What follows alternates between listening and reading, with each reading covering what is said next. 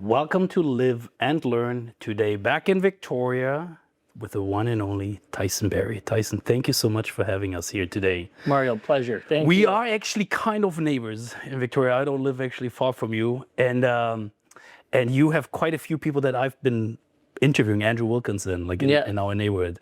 And then David Black right across the street. How did you like growing up here? It's the best. Vancouver Island's home. I grew up about a half hour from here, but once I started playing hockey and I was kind of living away for the winters, I just always knew that Victoria was going to be a spot I'd love to come back to in the summers, and it's the only place that's ever really felt like home. So you traveled a lot, a lot for what, 14, 15 years? Yeah, even before that, my dad played hockey too, so we were kind of following him around. He was a journeyman, up and down, traveling around the world, Germany. And then we moved back to Victoria when I was like 10. Mm-hmm. And then at 16, I started my hockey journey, moved to Kelowna. Mm-hmm. And then it's been a whirlwind ever since. Did you play for the team in Victoria, for the Rockets? Kelowna Rockets. Yeah. I did 4 years with the Rockets. Okay, all right. Yeah. It is, when you travel the world, and I've been around too, this is nice. Coming back here. It's the best. I mean, for me, like you mentioned, I've been lucky to travel the world and see a lot and live in some great places, but there's something just kind of magic about the island and the pace of life, and just everything slows down a little bit. And the pace of life. It looks like you adjusted quite nicely, actually. Yeah, I'm not sure I ever went too far the other way. I've always been pretty mellow, but it's playing professional hockey is pretty high stakes and fast paced. So do you miss it? I miss parts of it. Do you miss being thrown into the dryer? No, not at all. I am happy. My body's happy to take a break and gain a guilt-free 10 pounds and have some beers and spend some time with my family. Yeah, have some beers, chilly ones. So now this is I'm very intrigued by this actually, because I stopped drinking. I'm German. Beer's a big. That's crazy. It's a big thing. And you do low percentage, non-alcoholic. So you're right in the demographic right now. Yeah. Is where the trend to go to lower percentages or alcohol free is happening. Do you see? Did you foresee that? Yeah. So it's actually funny. The person who brewed our beer, Gary, he's a massive football fan. So he goes over to Europe and watches the soccer. Mm-hmm. And he just loves the German Fleisch beer, the table beer. Yeah. So he came back and he just brewed one for himself in this big tank, and he was doing nothing with it. Mm-hmm. And kind of around the same time, Chili Ones came to life.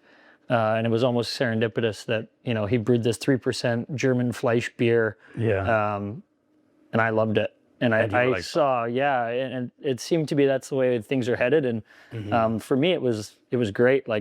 Called the night before the game beer, or parenting beer, just something a little less, where you can still be social and have fun, and you're not making the conscious choice not to drink. You don't have to. It's just a little bit less. Easy drink, yeah, absolutely. Yeah. And you are, it's very unusual for when it comes to the hockey players. There's a certain industry they usually go into after. Yeah. Alcohol is not one of them, actually. How did that, you have a couple of buddies, you all came together, he's like, hey, let's make this shit happen? Literally, we just always called beers instead of cold ones, we just called them chili ones. Yeah. It kind of became just a funny thing before games, big win, go for a couple chili ones. And so I think I had a dozen one night, and I just put it in my notes, in my phone, do a beer with my hockey friends called Chili Ones. And that's so cool. Yeah, that was in my notes for 2 years doing nothing. And then someone from the beverage space approached me about doing a beverage, and I was like, oh, sure. I'm like, I want to call it Chili Ones. Yeah, exactly. So it was very coincidental and kind of just moved quickly and very quickly. Yeah. I called 5 of my best hockey buddies after I got off the phone, and I'm like, guys, is this crazy, or should I do a beer called Chili Ones? And everyone was like, yeah, absolutely. What are we doing? I'm like, so, that was kind of the origin story, and man, lots of lessons. Tell me the biggest one where you're fuck, I could have done that without. You just, I don't know. You got to trust the people you're with. You have to build the right team. it's similar to hockey. And if you're going to do something and you want to do it well, you should be there for it. So, starting this while I was still playing, I didn't have my full attention, and obviously for good reason. But I think if you're going to do something and you want to see it, have the success that you'd like it to, you're going to have to be pretty hands-on. You got to be in it. You're going to want to keep eyes on it. Yeah, no, it is. But it's also like when you say like hockey is a team sport, running in a company is a team sport. It needs a captain. Yep. At the end of the day, somebody that steers the ship so you know the direction you're going for. 100%. And you need the leadership, and you need all the troops.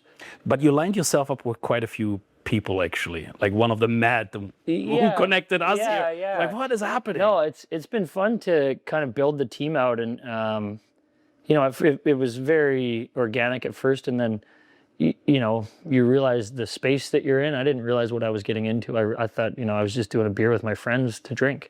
Yeah. And then you kind of take a step back and you look at the actual beverage space. It's a behemoth, and it is saturated. It's a tough market, but if you do it well, there's a big reward. So, we've started to really kind of hone our team in. We've started working with some people who are amazing in the beverage space, and kind of have, been there, done that, built, sold companies. And one of them is with Nutrl? Yeah. So Paul and Melissa Meehan, they founded Nutrl. Yeah. And then had an exit, and they've been awesome. Yeah. So they're like mentors, or they? Yeah. So they're investors and mentors and advisors. We've got a few more.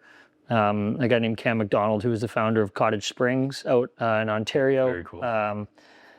It's just it's been really a blessing to have these people who I've been introduced to, and some of them I knew from before, that have been able to guide me through some tough situations, and just let me know that it's okay. Yeah, it happens. This is business. Welcome to the real world. You're no longer playing hockey. You're in business. So I felt very lucky to have been surrounded by some of these people who can keep me on track, and take a real shot at this thing. So I've read some things about you, or somebody told me, I don't know how I know this, but when you were in Edmonton, you were very popular. Apparently. Maybe. I'm not Nick, not the biggest hockey player or watched it in my childhood. So taking over a company or doing all the stuff, like, it struck me more like you were always the nice kid. Yeah. So, hence why one guy put you in a dryer. You don't do that. You don't do that with some other ones. Yeah. When you take on a company like that, where you have to make tough choices at times, how do you take that? Do you take that personal, or is that like, are you still working on these things? I think, I mean, definitely I lead with kindness, and I'm a nice guy. I also played professional hockey for 15 years, so I'm not afraid of a bit of confrontation. And, not where I like to operate from, but certainly doesn't scare me. So I think it's like anything, right? Like, kind of on the other side of your comfort zone probably lies the growth. So having some tough conversations, and, being in situations where they're new to you, going through it and realizing that on the other end of that, you're like, oh, that wasn't so bad, or that went good, or, oh, I blew that, I could do better next time. So I think that's all just part of learning it. And I'm surrounded by people who have a lot more business experience than I do, so they can guide me. It is a big factor if you surround yourself with the right people. Yeah. It does make, and if it's good people, like, life just gets better. Correct. Like, yes, I would agree with that wholeheartedly. Even if you have tough conversations with people you're very, very friendly with, it just gets easier. Yeah. Like, you don't want to hard. Yeah, and I think there's mutual respect, right? And, if handled the right way, I'm certainly never walking into a conversation being an asshole, but I think sometimes things need to be said or addressed, and you do it in a way that you're not trying to put anyone down. It's just a reality. Yeah. Now, this is something, again, I didn't know that of you too, but you showed up in a Justin Bieber commercial, or like in one of his series things. Oh, yeah. How did that happen? How do you end up in his... Yeah, so when I was playing with the Leafs, I was really good friends with Austin Matthews, who lived across the street, so he would drive me everywhere, and then... Because he didn't have a driver's license? No, he was just. We just like hanging out. So he would just pick me up, go to the airport, practice, whatever. And I think Biebs DM'd him after one game, and he was like, "Yo, dude, like, big fan. Like, we should hang out sometime or something." And I was sat with Austin on the plane, so we were like, "Oh, that's cool." And then fast forward like a month, it's Christmas, and Austin texts me. He's like, "Hey, do you want to go to Bieber's house tomorrow?" And I was like, "Okay, yeah. Well, like, what are we doing?" And he's like, "I don't know." He's like, he's filming something, but he wants us to come over. So I was like, "Yeah, sure." So me and Austin and Mitch Marner went to his place, and it was a blast. He's like the sweetest guy. We had a ton of fun. We went over there a few times after that and got to know him a little bit. But the first time it was funny meeting him. Like, we went to his house, and we like come down, and he's out on his frozen pond in Ontario. He's like filming a music video in this big coat.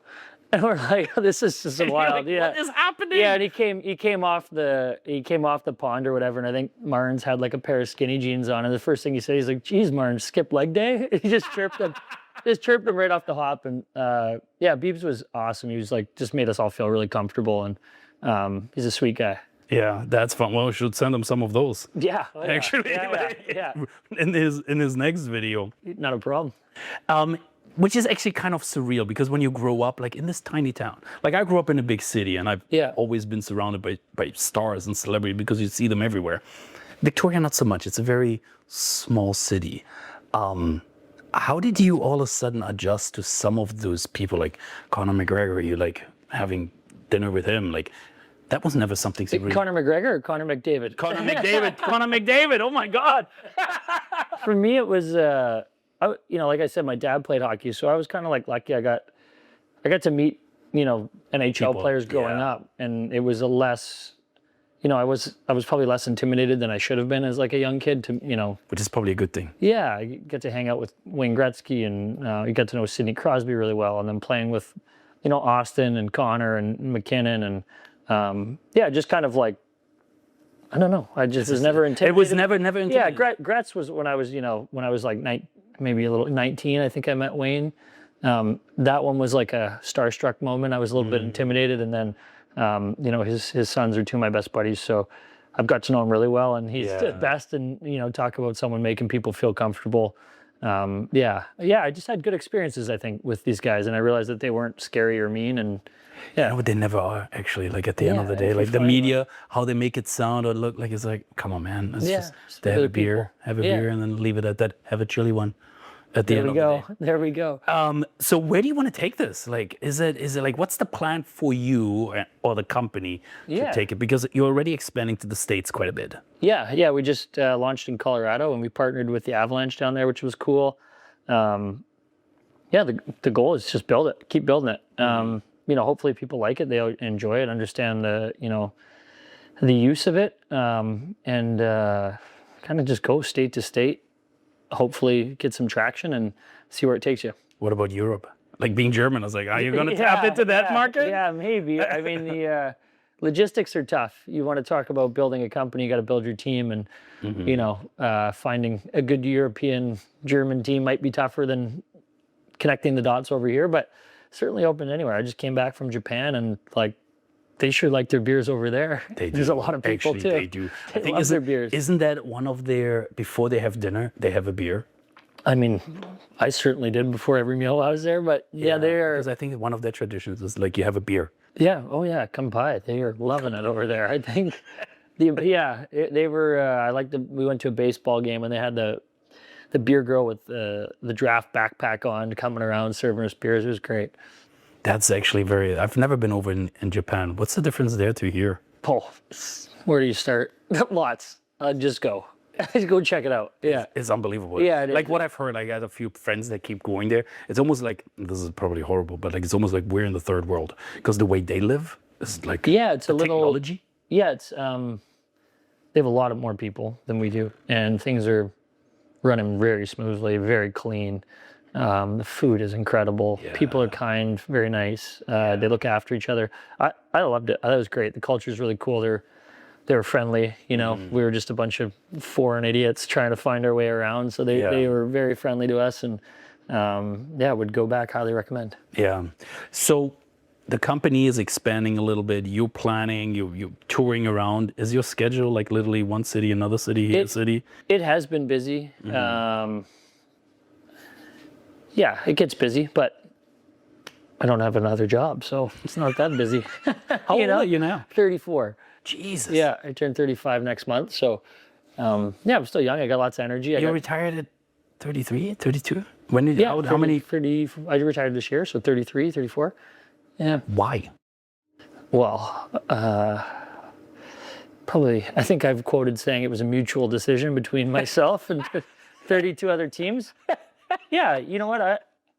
I maybe could have, given it another run.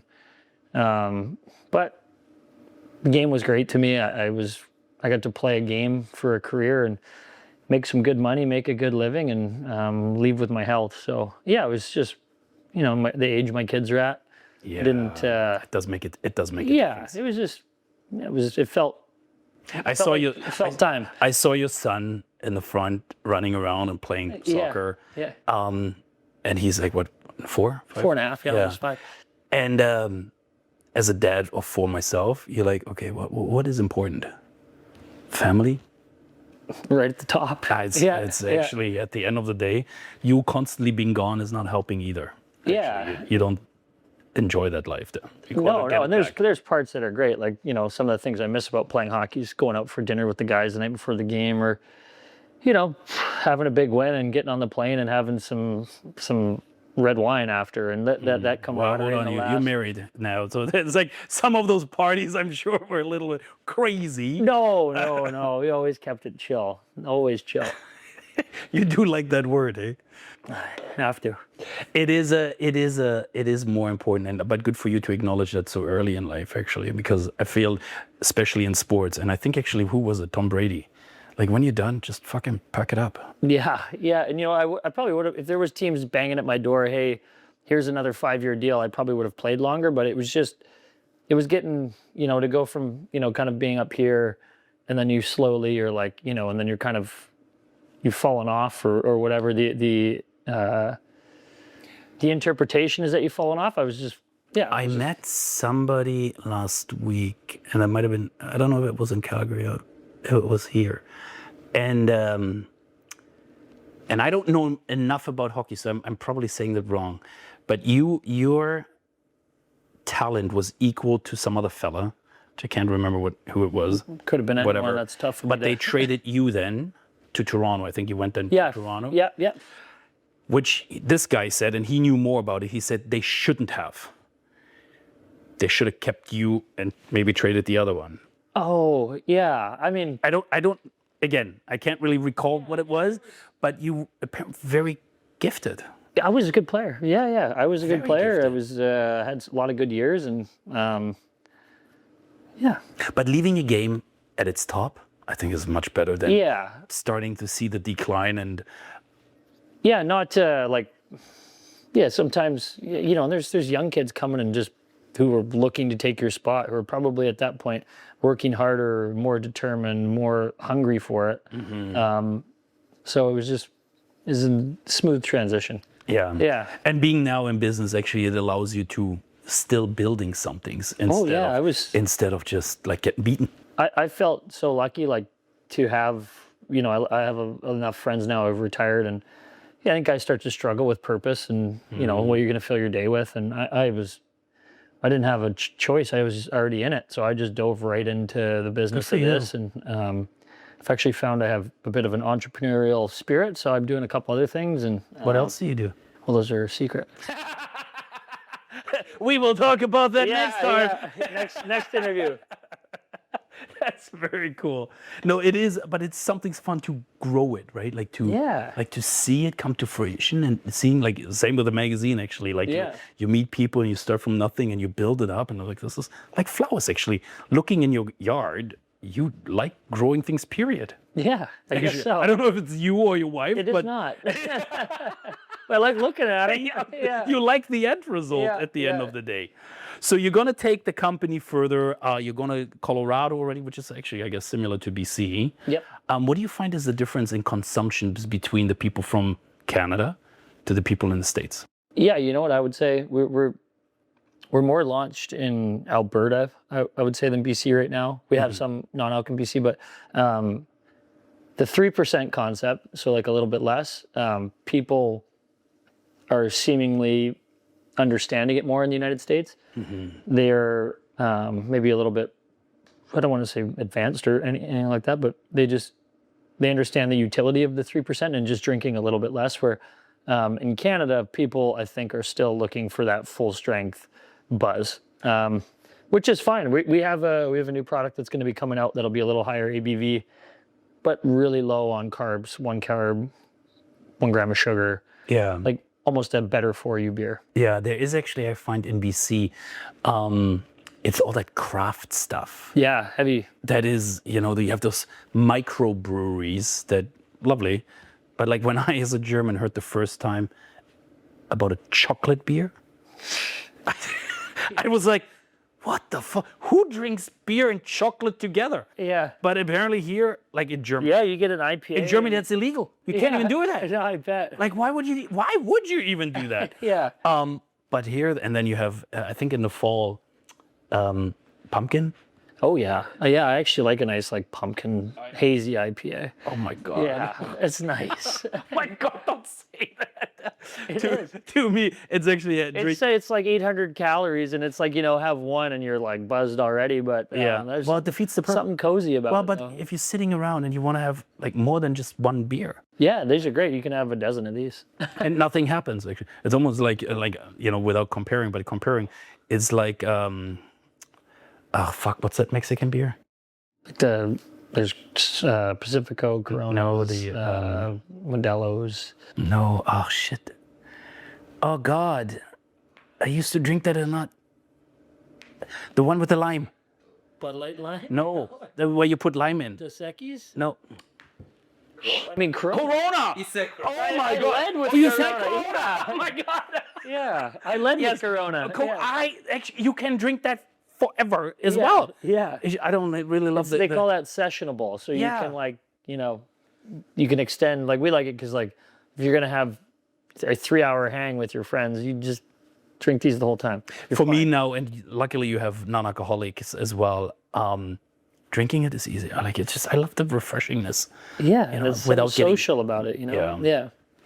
Now you also talk about social and drinking. You also have a speakeasy that you showed us. Yeah. Where you like, even you said, the buddies come over. Like, you just love, are you a very social person? Oh yeah, I love people. I love to laugh. So like, and I find the laughs go up a little bit when you have a couple pints in you. So it usually does.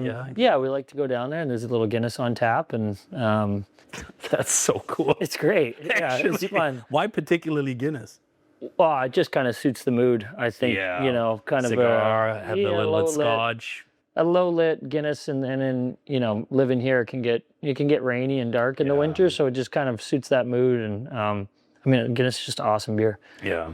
We're building something. They've already done it. Like you kind of it's like being a hockey player and looking up to like Wayne Gretzky. They're like the gold standard for beer. So. Big fan. Are you going to then like bring other beers, like brands, like dark beers or no? I don't think IPAs? So. You just I think we'll stay in our lane a little bit. There might be some iterations of like, some fruit or something where it's just still refreshing and easy. But what I find, and being from Germany, this is some things I find is not really happening here in BC or in Canada, even in the wine world. Companies always trying to do everything.